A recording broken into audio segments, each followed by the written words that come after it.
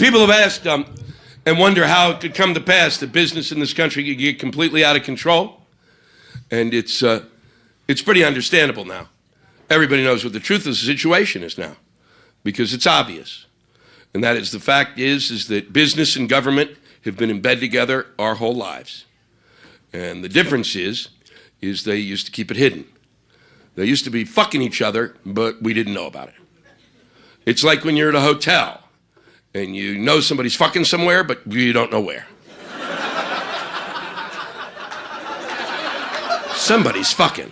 I know somebody's fucking. Now they do it right in front of us. They have no guilt whatsoever. They're just like two big dogs that are stuck together and they can't separate. Even a glass of water won't stop them. They're out of control.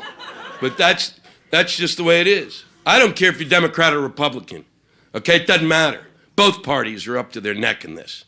It's unbelievable. You can take any political leader you want. Take Vice President Cheney, when and if you can fucking find him. He was completely gone.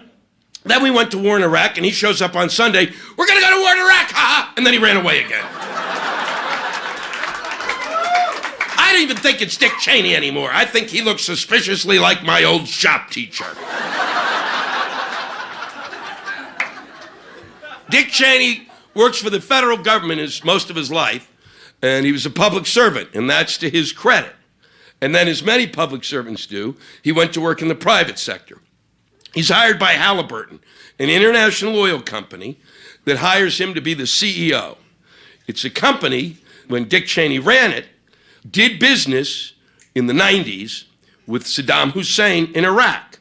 Someone that I've been told by my government was evil. And they made a ton of money there. And because they made a ton of money, when Dick Cheney was asked by George Bush to run with him, when he left the company to do that, the company gave him $31 million to thank him, because that's what companies do. And so he took the money, and he ran to be the vice president, and he won. And at that point, I said, Vice President Cheney, I think you should return the money. And he said, Lewis, I think you should go fuck yourself. And he certainly had the right to say that, because he doesn't have to return the money, because there's no law in place, because we're fucking stupid. And we are. There are people who argue with me about this, and they're wrong. I usually see two sides to any question, and this time, no. I don't, because I think that we have got to rethink it, and we don't think about it very clearly. And neither do the people who lead us.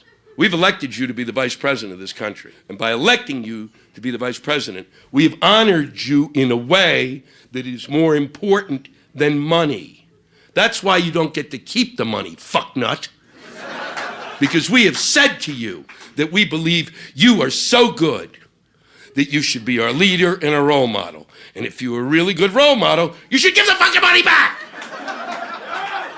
Because if you're the vice president, you don't have to worry for the rest of your life.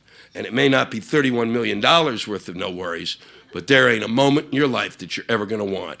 You never read, he was the vice president, but now he's a heroin addict. He can walk into any bar in Minneapolis and the bartender go, fuck, it's the vice president, somebody get him a margarita.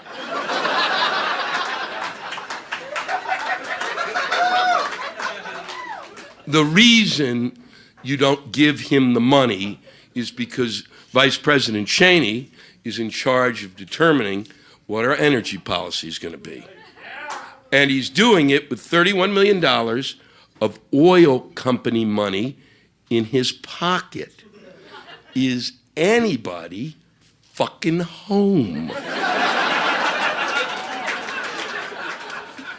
If Big Oil gave anybody in this room $31 million, you'd be thrilled to be Big Oil's bitch. And I can guarantee the first time somebody pumped your gas, you'd be so excited you'd probably blow them.